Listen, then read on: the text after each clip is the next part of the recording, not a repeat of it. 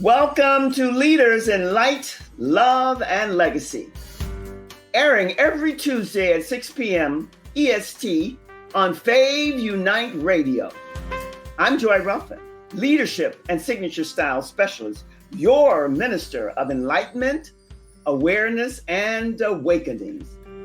We're here diving into honest conversations all about power, presence, and purpose. I'll be sitting down each week with a featured guest speaker who will bring fresh insights on the divine masculine and the divine feminine and all that it entails, because remember, we all carry both no matter our gender. It's all about alignment, leadership, and building a legacy. Whether you're listening in for inspiration, direction, or just a new perspective, it's all meant to stir something in you. And remember, leadership and your signature style is what I'm about and what I offer you, one-on-one and digital. So visit my website, joyruffen.com, and bear in mind that Ruffen is with an E, not an I. I wish I were related to David Ruffen, for those of you who might remember him.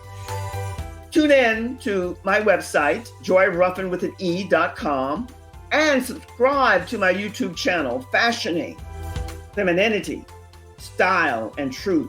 The ending word truth is where we all need to reside, where there's always more waiting for you.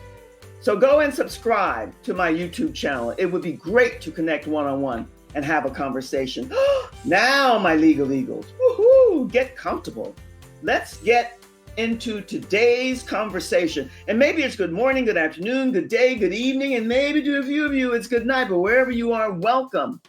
I want you to just sit back and relax and help me welcome my featured guest speaker. Whoa, this gentleman, this knight, this guy does work that intrigues me because it's not my wheelhouse. And most of you know I have a hard time with pronunciations, but he's given me grace and leeway. So I'm going to ask him to come up and ask him to pronounce his name. But in the meantime, his name is Yahweh. He's going to pronounce it as it should be for you. But let me tell you a little bit about him. First off, he's a financial services professional. He owns a practice that specializes in retirement planning, life insurance, and wealth management. Well, who doesn't want to know more about that? He lives in Oakland, California. I lived in California for quite a few years, and I love California. I know we've all had our issues with these different weather things that happen from time to time. But his mission is helping people create, build, and preserve wealth. Well, who doesn't want that? He does this by setting into and settling their finances up in a way that actually gets them what they want. He believes that true financial success comes to you through those who commit, adapt, and persevere. Woohoo, I like that. Because when you stick to a plan, you don't just chase your goals, you reach them. Yahweh, come up and pronounce your name and welcome. Yes, hi Joy. Yes, my name is pronounced Yahweh Khao Sok. Oh, what a name. Let's get real here, because I love your name. I do have an issue with pronunciation, but everybody forgives me, and so have you, and I'm grateful for your grace. But how did you get that name? It's such an unusual name, and the little that I know of you, it fits you. Yahweh, how did you come to this name? Because I know that's not the name that was on your birth certificate, or is it? Maybe I need to ask. How did you know? Joy, how did you know? I don't know. No, so that's a pretty long story. So, I mean, I'll try to make it short. You don't have to. When I left the Marine Corps, I went into this process of self-discovery, because when you're in the Marine Corps, everything is about that. And I wanted to be the best Marine I could be. So when as I'm going through college, I'm just learning so much about life and basically a lot that I didn't know, and realizing that I didn't know a lot.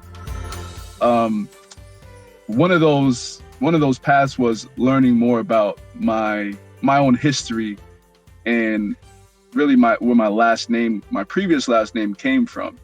Mm-hmm. And with that last name, it was Watson. and I'm half Jamaican. I'm also a junior. It turned out that that name derived in England or Northern Ireland, and if you know anything about Jamaica, it was colonized by the English.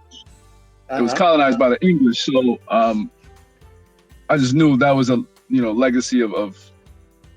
It wasn't a legacy that I wanted to lead on, right? Like it didn't have that great history. It was most likely a slave master's last name, so I said, you know what, I got to change this name. I don't want to live life and be proud of this name and pass this on to my children. So I got to do something about it.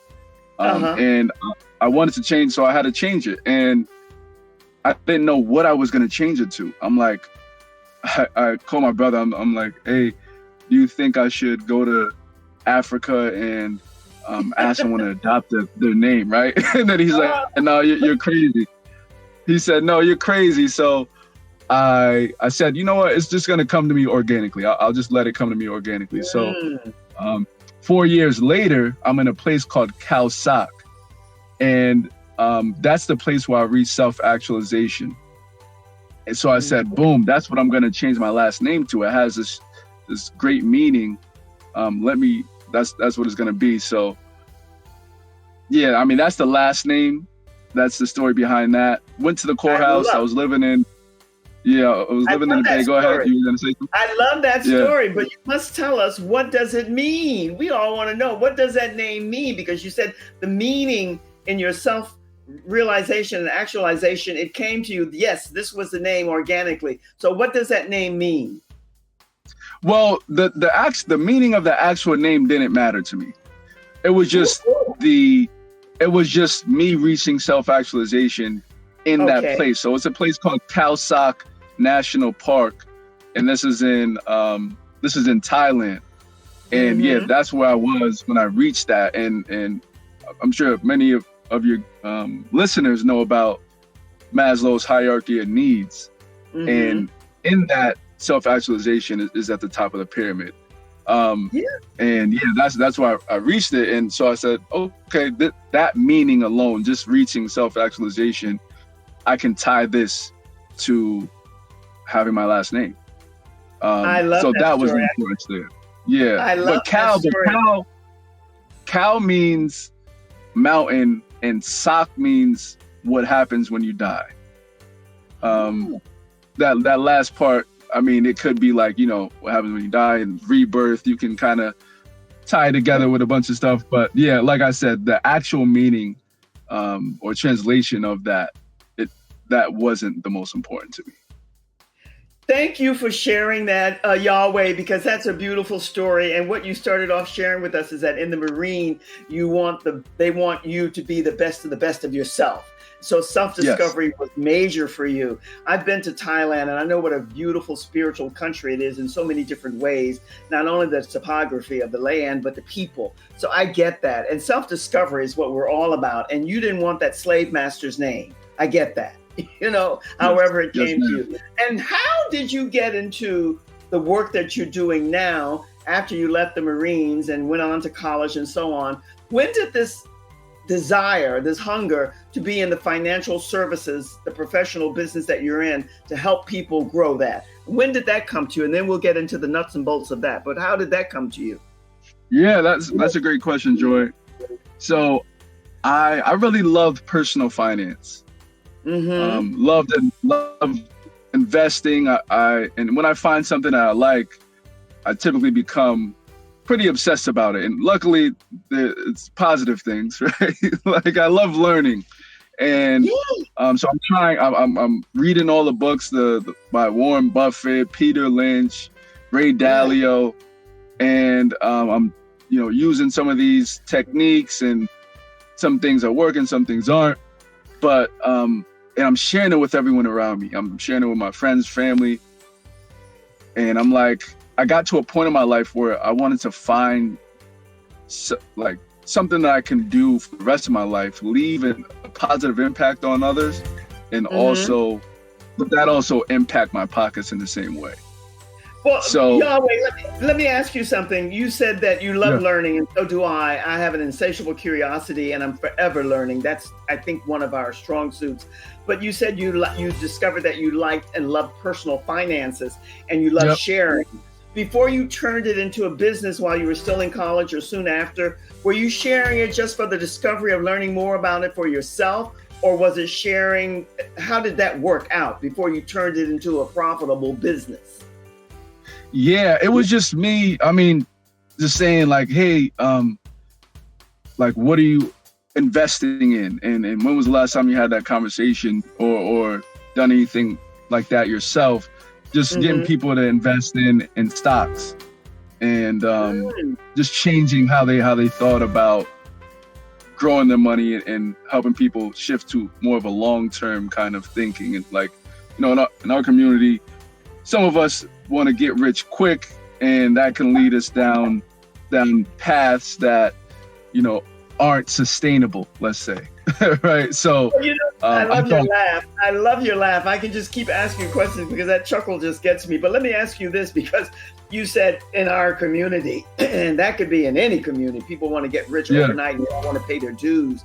But did you find initially, Yahweh, when you started out that, because for me, there was no knowing and awareness of financial anything at all as a young girl, as a young lady. Stocks were like foreign to me. It was like you were talking or speaking a foreign language. So how did you become, you said personal finances. Did you get this in college, or did you gain some of this awareness when you were in the Marines? Because most people don't know until they reach their young adult age about stocks and financial planning and all of that stuff. Yeah, you're right. So while I was in college, I was doing a lot of networking, and I ran into this financial advisor who first taught me about something as simple as a Roth IRA. This is a Roth individual retirement account. And he taught me about cash value life insurance, and those things I never heard before. And so as soon as I learned the power of these things and compound interest, I'm like, oh my gosh, this, I mean, it kind of lit my world up. But I was just in a place where I was making a good amount of money, and I was spending it on all the things that I wish I had when I was younger.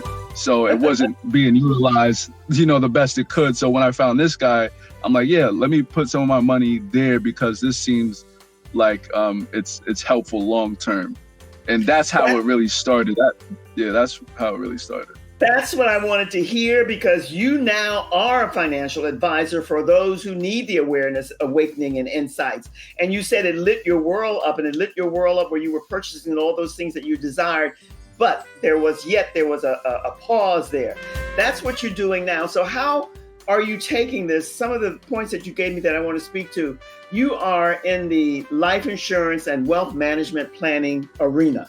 So how does a GoFundMe work? How do you get people to understand the dynamics of what that's all about? Yeah, I mean, GoFundMe is special because it's a crowdfunding platform that allows you to raise funds for, I mean, really anything, right? You see some people battling diseases, they need funds. Maybe they're raising funds for a nonprofit, or certain kinds of trips, or anything, right? And I've donated to a lot of GoFundMes. Now, the only problem with GoFundMe is some people see that as its own planning mechanism for end of life needs, like where life insurance traditionally should be used for that, and so life insurance, we want to make sure that we get that as young as possible, as early as possible, because that's what's going to give us really the best positioning for our planning, right? The thing is, you know, no one likes to really think about passing away. Just all know it's going to happen eventually, right? And we want to plan for that in accordance to that understanding, especially those of us that have families and have others who depend on us financially. life insurance is such a great tool because we can plan for income replacement. We can plan for, God forbid, someone pass away and they get hit by a car. We don't know if that could happen. However, we can make sure that if we wanted to start a fund for their college, we wanted to make sure they had a certain amount of money by the time that they start college, our kids, then we can bake that into our life insurance if we weren't able to successfully do that. Let me ask you something, because the little bit that I know, I just know the name GoFundMe. I don't really have much information on it. And Yahweh, what I do have is a little jaded, because I think that a lot of people use the GoFundMe to jeopardize and to criminalize the whole process for personalized reasons that aren't legit, so to speak. So how does one go about setting something up like that up? Is that what you support people in understanding how to go about it, like someone like me? Because I see a lot of GoFundMe setups that I see as a layman, and I'm saying, there's something a little shady about that. So I don't think it's utilized oftentimes. There's always something crazy going on with everything in the best way. Have you found that there's a lot of, what's the right verbiage, criminal activities going on from time to time, or is it pretty legit GoFundMe? Yeah, I'd say, you're always going to have a mix. There's people that use it for good. There's people that use it for bad. And my goal is to get in people to realize that there's a better way. Instead of relying on a platform like GoFundMe, you can start that planning with someone like myself, and get the right amount of life insurance for you and your family, so you don't have to start a GoFundMe. Okay, now you have mentioned and alluded to, I think I told you very briefly that I was in the insurance business for a short time. I met my husband here, and I received every license that there is. And it's been so long ago, I've almost forgotten. And after a while, they expire. But life insurance, how does life insurance, I mean, most of us have a good layman's understanding of life insurance. But how does that tie into you? I think that you are aligning life insurance and GoFundMe kind of together. How do they connect and align? Yeah, well, the connection there is people use GoFundMe as like final expense insurance. And final expense is a type of life insurance where it's just meant to pay for like funeral expenses. And the alternative, however, to using GoFundMe is, for one, you don't know who is going to contribute, who is going to, find some type of empathy or has the means to contribute to something like a GoFundMe. The alternative is ensuring you do that planning in advance and getting the right amount of life insurance for you and your family. Well, when you do retirement planning and life insurance, how do you, I know it's always Yahweh contingent upon the individual, the family, the circumstances, the person, and so on. Absolutely. But what are some of the guidelines or outlines that you offer to people who maybe it's a young corporate career person who's just starting out and has no inkling about what it's all about, but wants to know? Because most people know 401k, but that, there's more than that. So how do you, contingent upon the circumstances, allow people to understand more about life insurance and retirement planning and wealth management? Give us some outlines and guidelines about how you go about that with the people that you work with. Okay, for sure. So, first I usually, every single time I offer potential clients a complimentary financial review. And that's where we talk about their hopes, their dreams, their current financial situation, and where they like their finances to be in the future. And it kind of starts with that background, what they're working on, and what's went well, what hasn't went well for them, and where they like to see. And it's important to paint a picture, because retirement planning is this I don't know, it's kind of hazy. People don't know what it actually looks like. So when you bring it up, people are like, oh, I don't want to be retired, or they say, oh yeah, that's not for a long time, or yeah, I haven't really thought much about it. And that's the key. We want to just picture, like, how do we see ourselves in retirement? Or in other words, what do we want our lives to be like if we didn't have to work again? Yahweh, I don't know what it is with your sound, but somehow you're fading a little bit in and out, and not good, because you're giving us so many important points of reference here. You zeroed in on exactly what I wanted to hear when you said you offer a complimentary review, and you review with the person. I mean, you get from the person what their hopes are, what their dreams are, what they want their future to be like. And when they do retire, what do they want? And what you ended with was really brilliant, because you're saying you want to paint a picture for them after you receive this information. So my question to you is this: when they come to you, let's just use me as an example, even though I'm a happy senior and all of that's kind of been done and whatever, how would you, let's say, every scenario is different, but do you find that most people really, here's a caveat, do they really know what they want, for what they're dreaming for, and what they want their future to look like, other than being wealthy and rich? Honestly, most people don't. Most people don't. And it's this vague dream about what they want, but we have to get a little granular with it. Yeah. Like, do you see yourself raising your grandchildren? Do you plan on staying local? Do you want to live in another country? Do you want to travel like a bunch? Do you want to pick up a bunch of new hobbies? And that helps us understand what types of expenses will be involved when you're retired. That's a great explanation, because you use that word vague. The little bit of inkling that I can recall going back, working with a few clients, especially with life insurance, it is vague, because people don't know. They have an idea, a seed about what they think they might want, but it's not crystallized yet. Nor should it be, maybe. That's your job, to paint the picture and support them in the finalizing of what can be, and expenses and all of that. And when you give them the seed about, do they want to travel, the grandkids, and all of that other good stuff, I think that's paramount, because wealth management entails so much. But a lot of it is, let's go back to the beginning. This is what I love about what I do, because I learn as I go. That self-discovery, that self-knowing. Who are you? What do you really want? And why? Why do you want it? Right? Right. Yes, ma'am.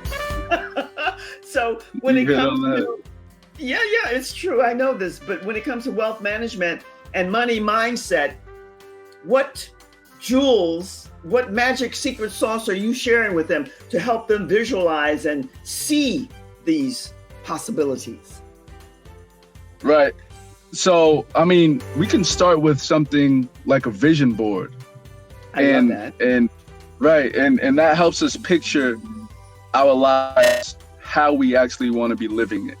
And we see that every day. You might be cutting pieces out in a magazine, you might be assembling something on a website like Canva, utilizing AI to help you come up with those things. But maybe it's a certain car, maybe it's a certain size house, maybe it's living in I was speaking with a client yesterday, living in Europe.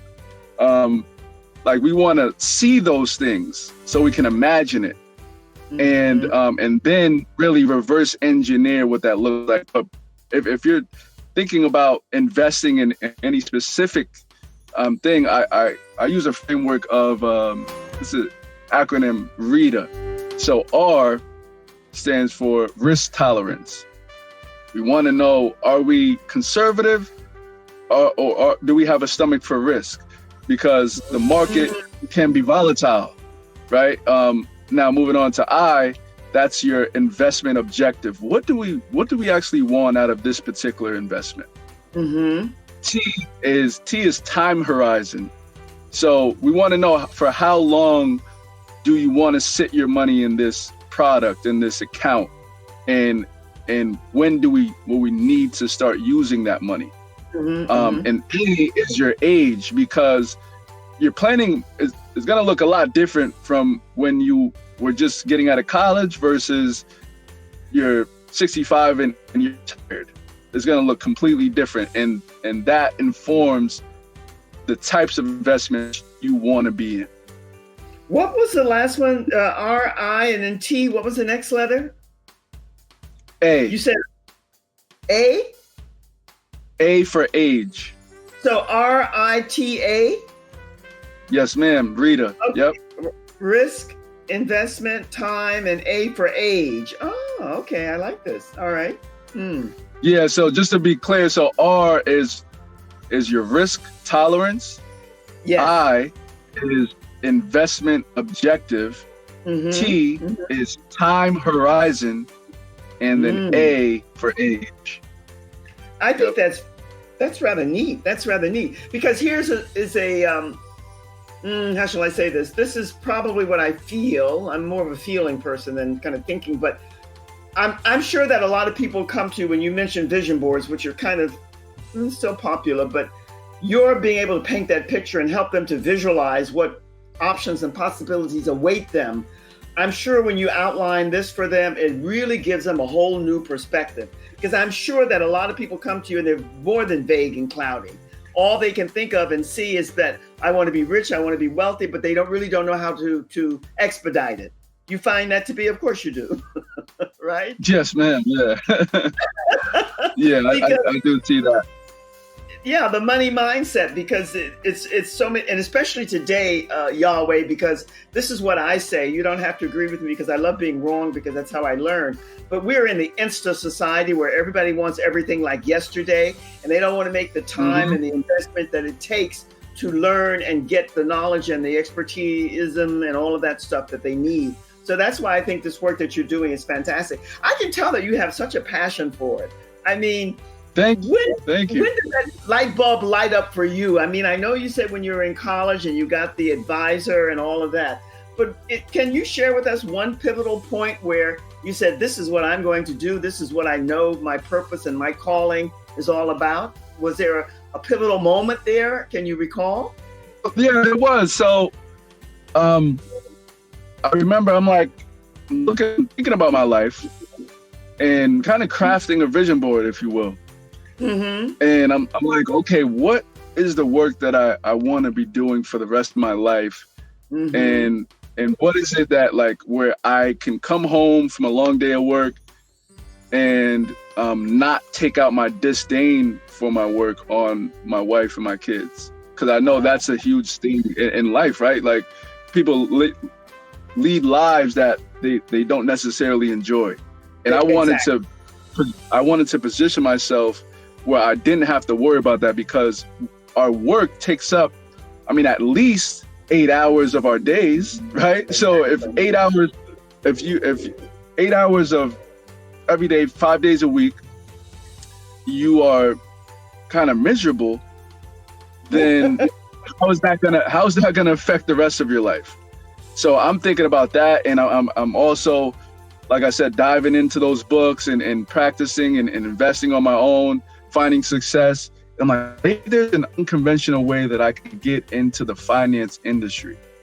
And that was the pivotal moment for me. I just started scouring the internet and reaching out to my network, finding different opportunities, and I'm glad that I'm here now.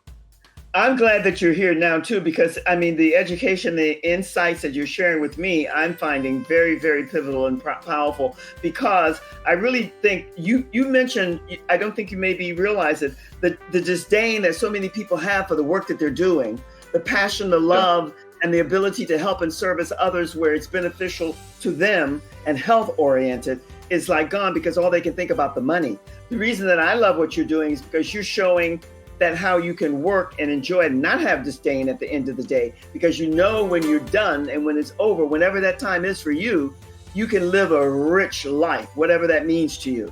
And that in itself is powerful. Now let's get to some real juice here. What is the difference between working for an individual, let's say a solopreneur, an entrepreneurial person, as opposed to small businesses? How do you separate in the work that you're doing? Or maybe I should ask you, are you working more with entrepreneurial people and solopreneurs as opposed to small business owners or large corporate businesses? Break that down for us a wee bit. Okay, yeah. So I do a lot of my work with kind of fresh entrepreneurs that been in the business for the first 5 years. Mm-hmm. And that's a pivotal moment for people, because when you take that leap of faith, leave your W-2 job and go out on your own, you also leave all of those benefits behind most of the time. You leave your money sometimes, like your 401k, your 403b. You leave your disability insurance, your life insurance, health insurance, those types of things. And when you're in that phase of just becoming an entrepreneur, you're thinking of, how can I grow this business? How can I make it what I want it to be? And so you're not always thinking about what you lost with that W-2 job. And I make it my job to inform those that are my clients about some of those risks, and making sure that they get some of those benefits back, or initiated some of their own benefits. And for individuals, and for individuals, sometimes that work for different businesses, or work for a company, then that planning looks a little bit different, because we might talk about gap planning. So our those W-2 jobs only give you so much. They might match your certain contributions, like maybe 3%, 5%, and they might give you health insurance, life insurance, disability insurance. The question is it the right amount for you and your family? Is this like, and when you go down that list, oftentimes it's not. Health insurance tends to be something that a lot of companies do, right? What I'm finding is life insurance, disability insurance, how much coverage they have with both of those, it's off. I mean, it tends to be off. And same thing with their 401ks or 403bs. Those, I mean, they encourage that to those contributions. However, if it's just up to the match, then that's not going to pan out to you being able to retire the way that you want. In most cases, that's what I see. You know what, Yahweh, I can see eyeballs lighting up when you sit down to have this review with them, and you do this complimentary review, because I don't think most of us, no matter how intelligent, brilliant, and whatever we might be, we don't go that deep into thinking about what will be tomorrow and down the road. So that's why I celebrate the work you're doing. Let me ask you something. I want people to be able to connect with you. Now, this is radio, so it's very different from visual and live, which we stream across all of your information. How do people connect with you? I know it's New York Life, but spell that out for them, and then I will do the same towards the end, so that, and I'll put this on a post that I'll be sending out to you so that you can post it and on all the social media sites that you're available to. It's newyorklife.com. And then where do we go from there? Yeah, newyorklife.com, spelled out. And then that's /agent/YKHAOSOK. Is it YKAHO or YK? No, YKHAO. YK. So it's my first initial and then my last name. Yeah, okay. SOK is the last name, right? Khao Sok is my last name. Okay, I tell you, this name you gave that's yourself. Okay. Your name is a door opener for you. Because, or is it just me? It could be just me, and that's okay. If no. It's regular. It's okay. It's a good name. It's a good name because it's memorable, and people want to know how, like me, to pronounce it if they have an issue. Like me, most won't, but if they do, and then it rings. So I get that. When you work with business owners, what are some of the you've mentioned it somewhat, but expound on it a wee bit more. What are some of the common myths that people are very much enthralled with, embodied in their brains, their noodles, because that's what they grew up? Like for me, it's like money doesn't grow on trees. I mean, all of these different crazy sayings and mantra that people have about money. What are some of them that you find thus far that are negative? Yeah. Yeah, one is, for instance, I'm too young. And right, I'm too young to start. And the problem with that is that's the prime time to start, especially when it comes to things like your retirement planning, or even getting some insurance products, because, well, let's start with the retirement. That money, you're going to make most of your money from compound interest. So that's like money on top of your money. That's where you're going to make the most at. Even Warren Buffett, great investor, he got most of his wealth from compounding interest. So that's what you want to take advantage of as young as possible. And when it comes to things like life insurance, disability insurance, even long-term care insurance, those things, a part of that is how your health is. Are you healthy? Do you have a history of illness, of anything in your medical history that can raise red flags? Typically, when you're young, you don't have a whole lot of that, and the pricing around that is a lot lower than if you'd wait until, I don't know, you're in your 50s or in your 40s to take care of that. That's one big myth. Another one is I'm too old on the flip side. Yes, good. Yeah, that's another one. That's another one because, and at that point, you have what's called longevity risk. So we all know when we're going to pass away. We're living a lot longer these days. So you have to be extremely cautious on how you take those distributions or you pay yourself from those retirement accounts. Because if you take too much out on a consistent basis or too much out period, then that can change how long that money lasts for you. And these days, we're getting a lot less pensions, and more of the liability or responsibility is on ourselves to ensure that we have enough money to live the lives that we want in retirement. So it's called withdrawal rate risk. Now, there's another one which is called sequence of return. So while you're paying yourself from those retirement accounts, if you're paying yourself when the market is down, then that affects you way worse. But at the same time, you need that money. So, and if that's your only source, let's say you have a source from your retirement account and Social Security, sometimes when you're relying on just both of those and you're only relying on the money that's in the market, then that retirement account, that balance dwindles a lot quicker than we anticipate. Yahweh, Yahweh, you couldn't have ended on a better note, because when I ask you some of the myths and some of the things that people say, I'm too young and I'm too old, is such a great analogy of how people think, and neither is positive, because you have to take the high road. I love the way you explain that. Tell us once again where we can reach you on your website or your email so that people can reach out to you, because I think you've lit up a lot of people's worlds more with a layman's understanding, but enough that they want to get to you and find out more. So once again, give us your website. Yeah, for sure. My website is newyorklife.com. That's spelled out fully.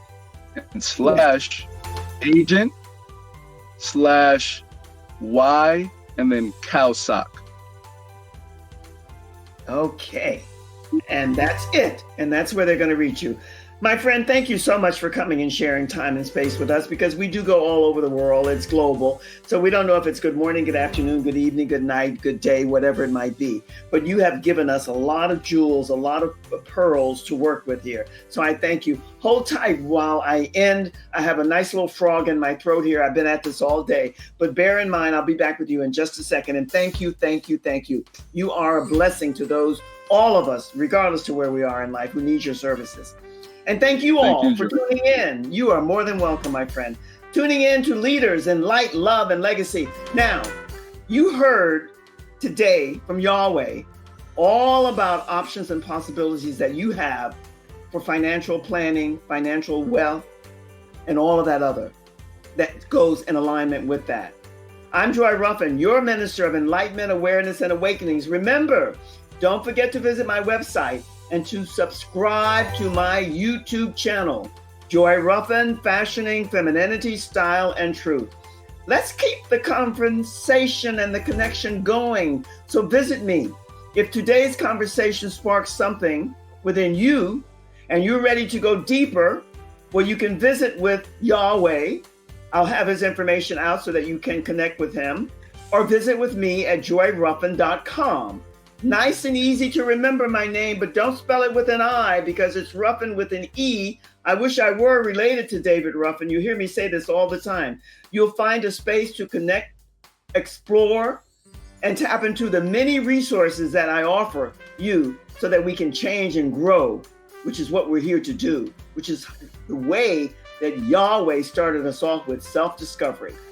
Whether it's style, leadership, divine femininity, equality, or power, in living your truth, there's always something new waiting for you right here on Leaders in Light, Love, and Legacy. And you know, all of those words, they flow together. We'll be here every Tuesday at 6 p.m. So my Eagles, wherever you are, we're eager to connect with you. So join us every Tuesday at 6 p.m. on Fave Unite Radio. Let's stay connected. I can't wait to meet you one-on-one and soon. Always sending you much, much, much love from my heart to yours. See you again soon. Cheers.